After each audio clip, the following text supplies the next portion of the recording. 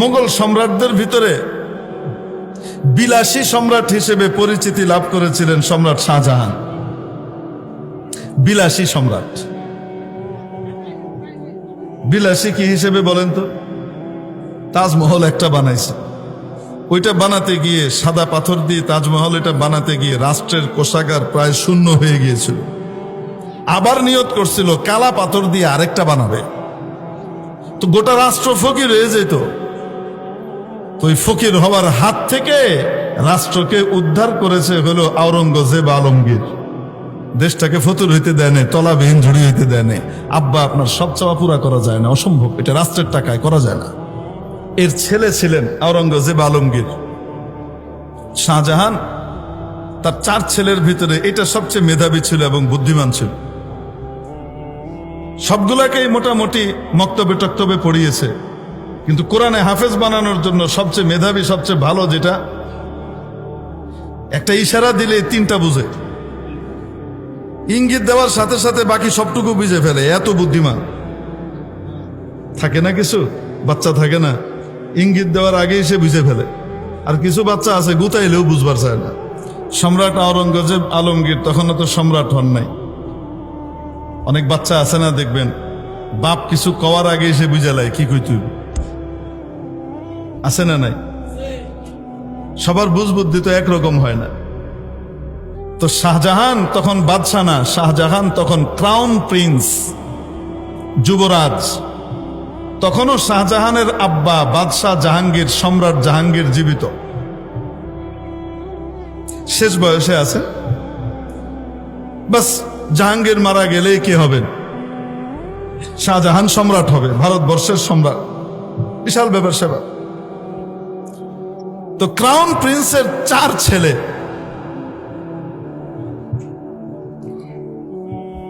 এই 4টার ভিতরে 3 নম্বরটা অসাধারণ মেধার অধিকারী।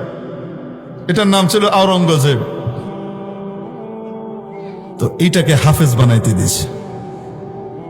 অন্য সবগুলাকে দিনের মৌলিক জিনিস শিখিয়েছে, মক্তব পড়িয়েছে, কিন্তু একে কি বানাইতে দিছে? হাফেজও বানাইতে দিছে। অল্প কয়েকদিনে 7 বছর বয়স পুরো হওয়ার আগে হাফেজ হয়ে গেছে।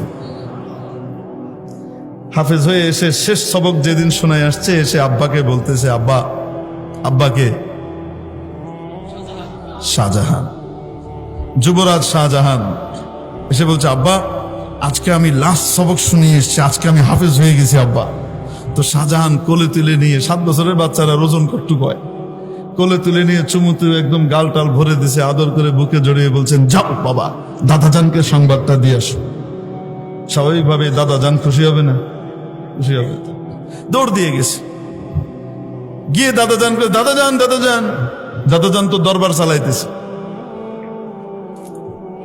কাছে টেনে নিছে। ছেলের চাইতে বেশি মায়া নাতির জন্য হয়।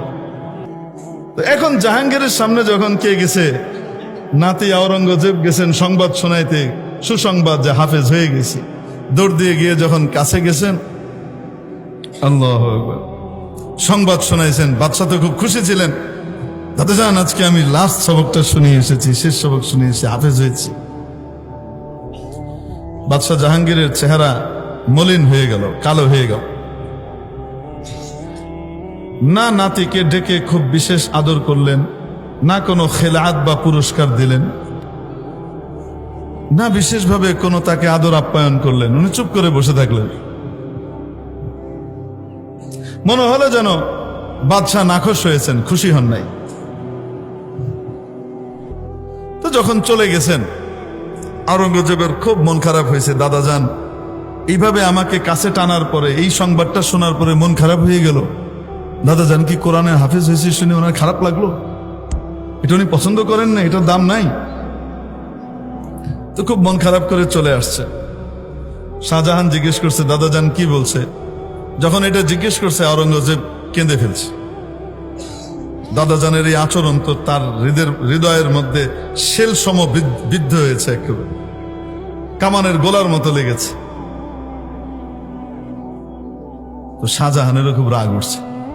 এত বড় সুসংবাদ শোনার পরে আব্বা তাকে কোনো পুরস্কার দিল না, তাকে চুমু দিল না, কোলে নিল না, কিছুই করলো না। অথচ আব্বা সামান্য সামান্য কারণে কতজনকে লাখ লাখ টাকা কি করতেছে, দিয়ে দিচ্ছে। এত বড় খুশির সংবাদে উনি খুশি হইলেন না। তো শাহজাহান গেছে, গিয়ে বাপকে জিজ্ঞেস করে, আব্বা আওরঙ্গজেব আসছিল নাকি? ঠান্ডা ভাবে জিজ্ঞেস করে, গরম হয়ে না। আওরঙ্গজেব আসছিল না? আসছিল তো। কিছু বলছে আপনাকে? বলছে তো। কি বলছে? বলছে হাফেজ হয়ে আসছে, আজকে শেষ হেফজের কোরআন শরীফের লাস্ট সবকটা শোনায় আসছে।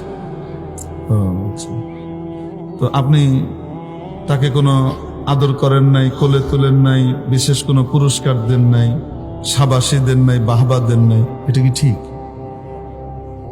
এরকম কি ঘটেছে? তো সম্রাট জাহাঙ্গীর বলতেছে, হ্যাঁ ঘটেছে, এরকমই হয়েছে। এইবার শাহজাহান রাষ্ট্রের একটা ছেলে আল্লাহর কালাম হৃদয়ের ভিতরে আনলো, আপনার বংশধর। যেই কালাম রসুলের সিনার ভিতরে ছিল, সেই কালামটা আপনার নাতির সিনার ভিতরে আসলো। এই সংবাদটা আপনাকে দেওয়া হলো, আপনি খুশি হয়ে কিছু দিলেন না। এটা একটা কাজ করলেন আপনি। এইবার জাহাঙ্গীর বলতেছে, কাজ ঠিক করছে কি ভুল করছে সেটা পরের কথা। তোমার ছেলে হাফেজ হয়েছে, তাতে আমার খুশির কি আছে?